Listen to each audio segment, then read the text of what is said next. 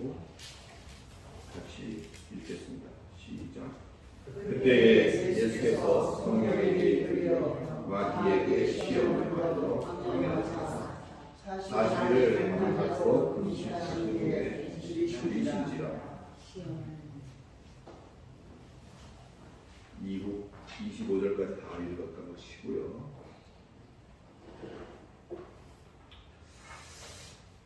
유일하다는 말의 의미를 아시죠? 유일하다. 오직 하나밖에 없다라는 말입니다. 하나님은 없죠? 오직 하나. 그래서 하나님을 우리는 유일신이다 이렇게 말을 합니다. 말은 그런데 자꾸 우리는 다른 것들을 이렇게 떠올리게 되는 게 사실입니다. 우리가 살면서 우리를 종종 괴롭히는 그 존재, 우리를 가장 힘들게 하고 우리를 회방하고 있는 그 존재, 그게 뭐라고 생각하십니까? 오늘은 소위 말하는 상상수훈에 들어가기 전에 전제되어야 할 과정으로서 예수의 시험 받으심에 대해서 먼저 한번 살펴보고자 합니다. 오늘 이 시간이 산상수훈의 전처전이라 하면 뭘 말하는 거죠? 그 뒤에 이제 산상수훈이 있다. 그 얘기를 하고 있는 거죠. 산상수훈을 하기 전에 우리가 한번 몇 가지 짚고 넘어가자. 그런 의미인 것입니다. 오늘 시간이 되는 대로 산상수훈의 서론 삼아서 주어진 본문을 통해서 몇 가지 의미를 나누고자 합니다. 오늘 다 못하면 다음번에 또 하면 되는 거죠. 이거 오늘 4장 전체를 한다 하니 꽤 지루하겠는 걸 벌써 그런 생각을 하고 계신 분이 계실지도 모르겠습니다만 걱정하지 마십시오. 4장에 오늘 같이 우리가 합독했던 1절과 2절, 먼저 우리 본문 1절을 주의해서 볼까요? 본문 1절을 주의해서 보시면 서두에 말한 것처럼 이 시험의 주체가 누구인지를 우리가 명확히 알게 됩니다. 시험의 주체가 누구죠? 간 것은 예수지만 그 시험을 주관하고 있는 분은 성령이다 그 말입니다. 마귀에게 이끌려 갔지 간 사람은 예수이고 그것을 주관하는 사람은 성령이다. 이렇게 표현해도 되겠습니다. 예수의 시험 받으심이 마귀가 주도적으로 한 것이 아니라는 사실을 우리는 간과하지 말아야 합니다. 바꿔 말하면 성령께서 오늘 본문대로 말하면 그때의 광야로 예수를 시험받게 하기 위하여 끌어갔다. 그렇게 이해할 수가 있겠죠. 아직은 뭔가 예수가 미진해서 이런 류의 시험을 통과하여야만 능력이 정상적으로 돌아오기 때문에 그렇게 능력을 갖춰가는 과정에서 이것이 4장에 표현되고 있는 것이 아니라는 사실을 우리가 먼저 분명히 깨달을 수 있기를 예수 그리스도 이름으로 축원합니다. 시험의 시점이 언제죠? 시험의 시점은 그때에 라고 본문은 말하고 있습니다. 그때에 곧 예수께서 요한의 세례를 통해서 순종함으로 모든 의를 이루시고 하나님의 보장하심을 받으신 그때를 말하는 것입니다. 이와 같이 우리에게도 시험은 반드시 그것을 이겨내야 하는 우리에게 주어진 힘겨운 과제가 아니라 이미 능히 통과할 수 있는 과정으로서 보장받은 의미를 갖는다는 것을 우리가 유념해야 할 것입니다. 하나님의 계획 안에서 아들된 우리를 길러가시고 지도하시는 방편이시지 싸워서 이것을 이기면 살고 지면 죽는 그런 대상이 아니라는 것을 말하고 있는 것입니다. 이해되시죠?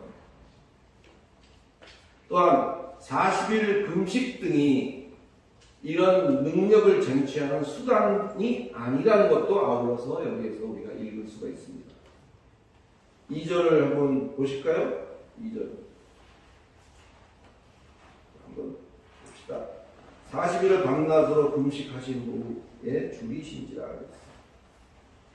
예수께서 성령에게 이끌려 마귀에게 시험을 받으러 광야로 가서 40일을 밤낮으로 금식하신 후에 이제 줄이시다. 배고프다 그 말이죠.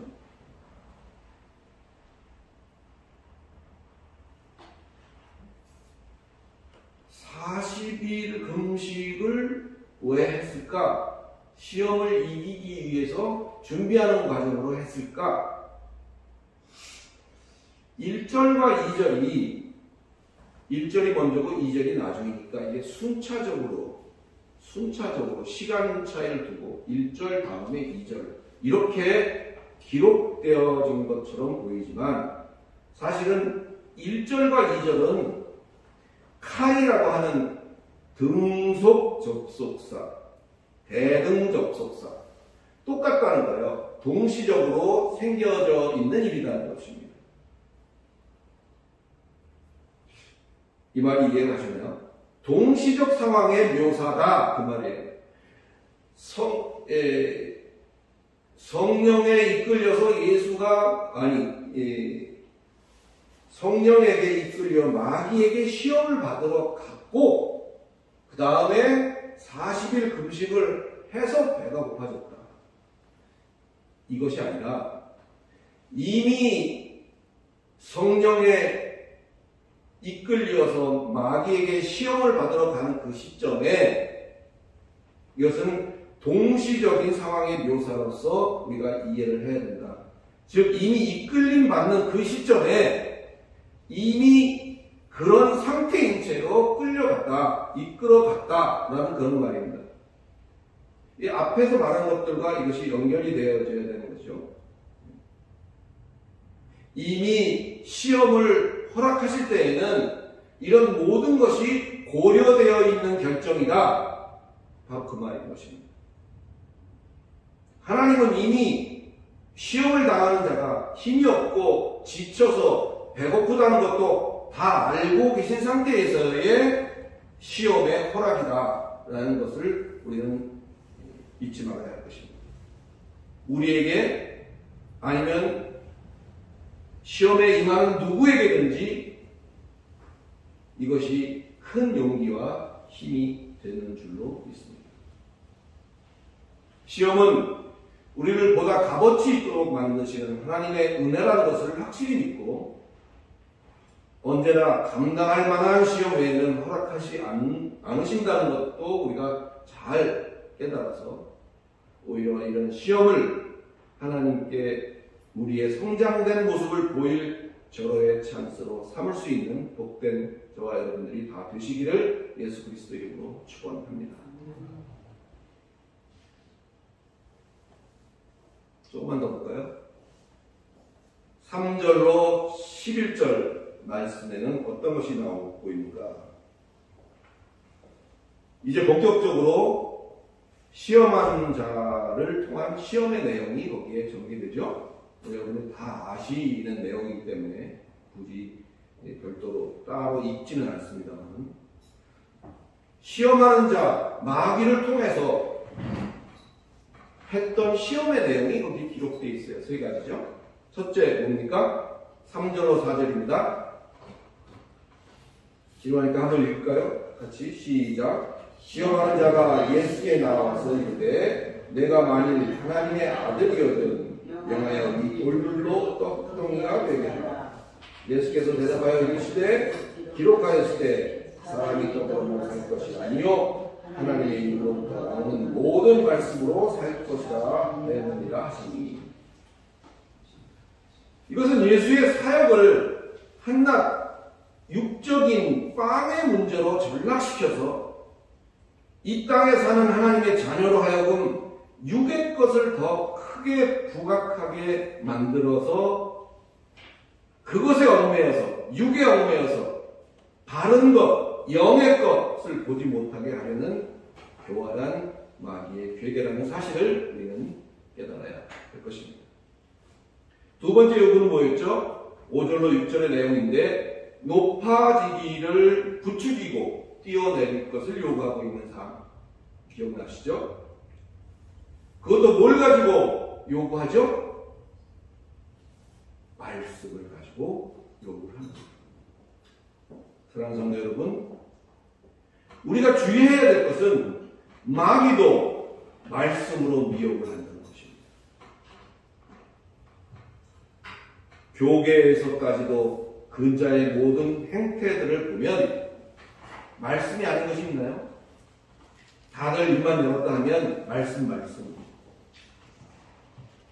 문제는 하나를 알아도 바르고 정확하게 아는 것이 중요하다는 것입니다. 하나님을 아는 바른 지식,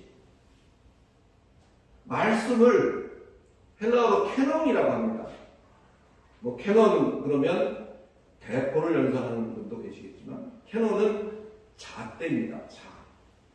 30cm자, 뭐 50cm자도 있지만 캐논이라는 말은 잣대예요. 그래서 이 잣대만 우리가 갖고 있으면 잣대가 어디다 대보든지 대보는 대로 그것이 어떤 일을 우리가 알 수가 있죠. 말씀이 아닌 것을 일일이 우리가 다 체험하고 또 일일이 그것을 기억할 필요가 없어요. 오직 우리는 캐논만 가지고 있으면, 말씀만 가지고 있으면 그 말씀의 잣대로 모든 것들을 즉석에서 측량해보고 재볼 수가 있다는 것입니다. 그래서 말씀 그것 하나로 수만 가지 아닌 것들을 걸러낼 수 있게 되는 것입니다. 마귀가 인용한 시편 91장 11절로 12절의 말씀을 우리가 한번 찾아볼까요? 시편 91편으로 넘어가겠습니다. 누가 손 빠르신 분이 한번 빨리빨리 찾아주시면 좋겠습니다. 시편 91편 11, 12. 그가 너를 위하여 그의 천사를 명령하사 네 모든 길에서 너를 지키게 하시니라. 그들이 그들의 손으로 너를 붙들어 발이 돌에 부딪히지 아니하게 하리로라. 마귀가 이 말씀을 가지고 요구한 것이죠. 예. 그런데 그 앞부분에 2절과 9절을 보면 이게 누구에게 해당되는 것인가가 거기 답이 나옵니다. 2절을 누가 한번 읽어보실까요? 나는 여호와를 향하여 말하기를 그는 나의 피난처요 나의 요새요 내가 의뢰하는 하나님이라 하리니. 9절 내가 말하기를 여호와는 나의 피난처시라 하고 지존자를 너의 거처로 삼았으니. 아무에게나 이와 같은 상황이 해당되는 것이 아니라는 것입니다. 부딪히지 않게 하시는 보장이 아무나에게 해당되는 것이 아니라는 사실을 말해주고 있는 것입니다.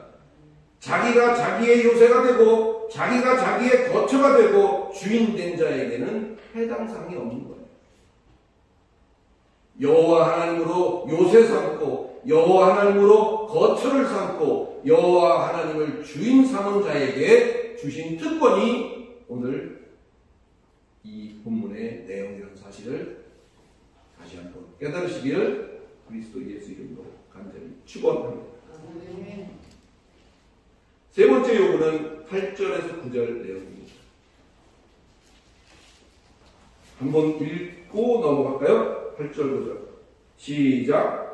마귀가 또 그를 데리고 지극히 높은 산으로 가서 천하 만국과 그 영광을 보여 이르되 만일 내게 엎드려 경배하면 이 모든 것을 내게 주리라. 내게 주리라. 천하를 줄 테니 시험하는 자기 마귀에게 경배할 것을 요구하고 있는 거죠. 사랑하는 성도 여러분, 권세의 미혹은 사실상 상상을 초월하는 것이라고들 말합니다. 아예 모르면 쉬울 그 맛을 본 사람은 그걸 위해서는 별짓을 다 하게 되는 것입니다. 여기 보여라고 하는 것은 구경시켰다는 것이 아니라 그 맛을 알게 했다는 것입니다. 이러한 마귀의 요구의 처방이 뭐죠? 10절이잖아요. 처방은 의외로 명료합니다. 진리의 특성은 명료합니다.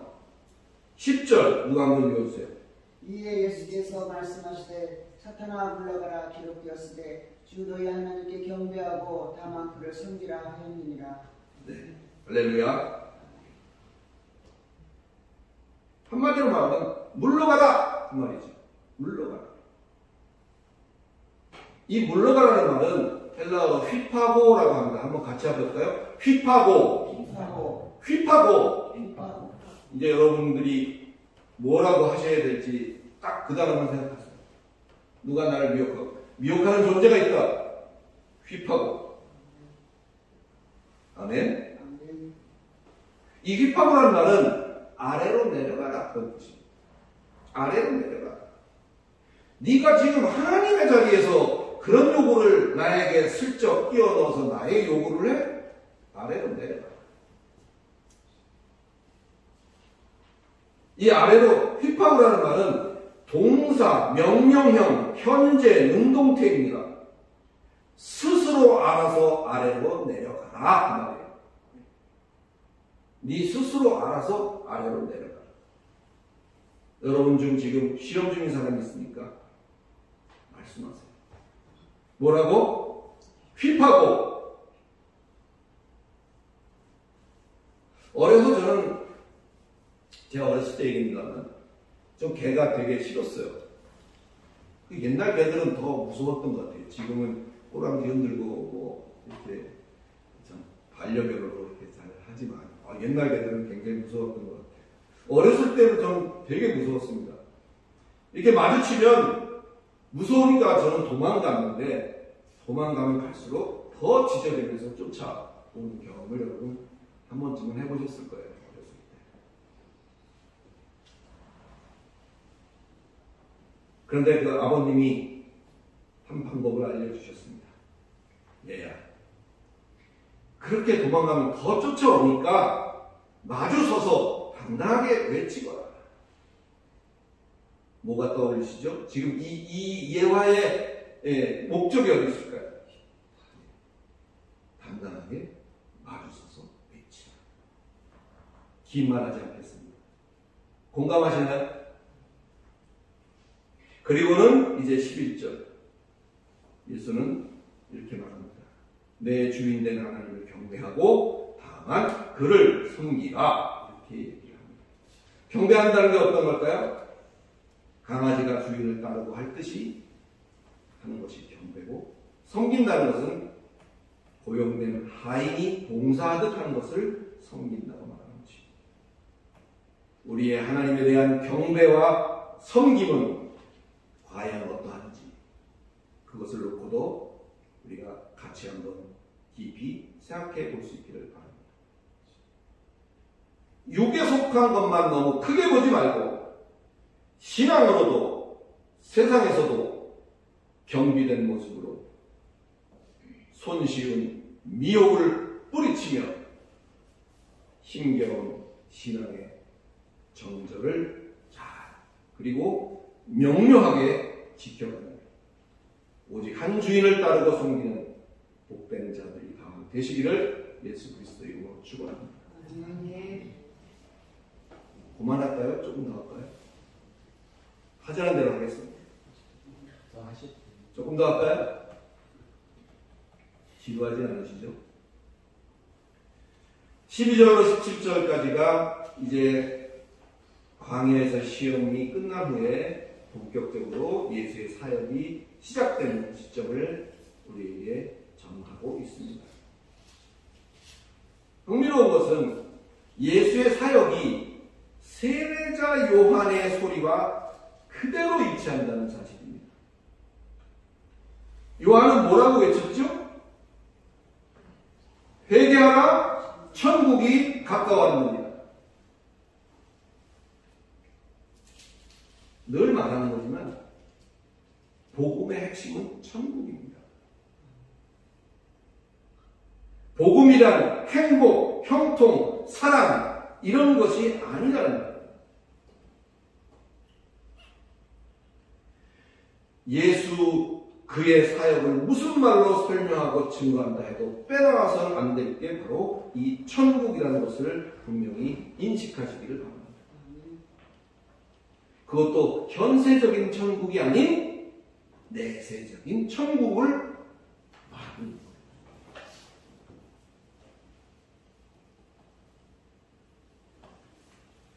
엄청나게 힘든 일을 하고 있는 사람이 있다 쳐봅시다. 일은 점점 힘들어지고 힘이 점점 빠져가고 숨이 차오고 버티기 힘든 그 사람에게 어떤 말이 제일 반가운 말일까요? 이제 다 끝나간다. 이제 너무 힘들어서 죽겠는데 아직 멀었어. 이렇게 말하면 그 사람은 낙심이 되겠죠. 근데 힘들어서 버틸 수 없는 그 막바지 지경까지 왔는데 그대에게 뭐라 그래요? 이제 다 왔어. 이제 끝이야. 이 말처럼 듣기 좋고 반가운 말이 있을까요? 본문같이 천국이 가까웠다는 말은 바로 희소식인 것입니다. 기쁨의 소식, 기쁨의 소리, 그것이 복음이거든요. 그 가까이 온 천국에 대한 준비는 그 다음 절을 보면 회개함으로 이루어지는 것입니다. 기차 여행을 해보시는 경험이 있으실 연배들이 다 앉아 계신 것 같아요. 옛날에 우리 기차 많이 타고 다녔잖아요. 기차 타고 서울에서 출발해서 부산까지 간다고 하면 부산 도착하기 전까지는 어때요? 편하게, 그죠? 다리도 뻗고 뭐 옷도 벗어놓고 편한 자세로 있다가 이제 부산쯤 다 가면 이제 어떻게 하죠? 양산이나 뭐 이쯤 가면 이제 다음 정장이 뭐 종착역입니다 라고 하면 어떻게 하죠? 옷매무새 다시 고쳐 입고 옷도 새로 다시 이렇게 하고 그 고치는 것이 회개입니다.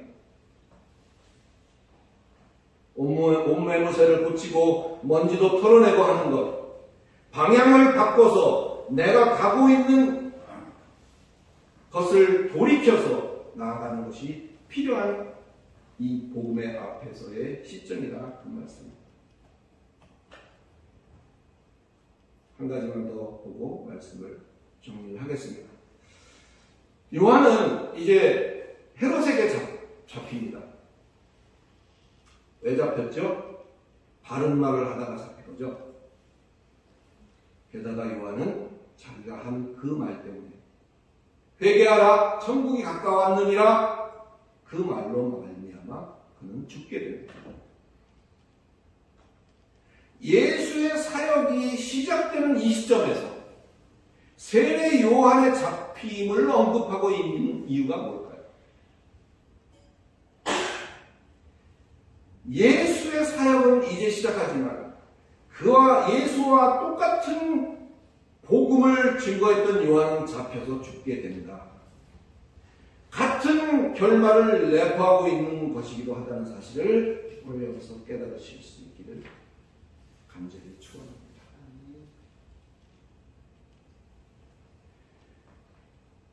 예수님뿐만 아니라 예수를 따라가는 우리도 누구든 똑같은 것을 전파한다면 어떤 결과가 우리 앞에 기다리고 있을까요? 똑같은 결과가 우리 앞에 기다리고 있는 것입니다. 예수를 믿는다는 것은 예수의 복음을 전파한다는 것은 선포한다는 것은 죽을 짓을 하고 있는 거죠. 할렐루야. 저도 아멘이 약한 거 봅니까? 예수의 사역을 시작하는 이 시점에서 요한이 잡혀서 죽는 것을 여기에다 갇힌 자리에 놓고 있어요. 우리도 똑같은 길을 간다면 우리에게도 똑같은 일이 벌어질 것입니다. 사랑하는 성도 여러분, 미안하지만 복음을 전파하는 것은 형통과 영달이 아니라는 사실을 새롭게 인식하시길 바랍니다. 그래서 신앙의 장성함이 필요한 것이고, 그렇게 의연해져야 그걸 감당할 실력을 갖게 되는 것입니다. 그렇다고 그 길을 언제까지나 어린 채로 있을 수는 없는 일이요, 피해갈 수도 없는 일. 이 말씀을 듣고 있는 각 심령들마다 이러한 비장함으로 각오를 다지는 저와 여러분이 되시기를 간절히 축원합니다. 기도하겠습니다. 거룩하신 하나님, 은혜를 감사합니다. 산상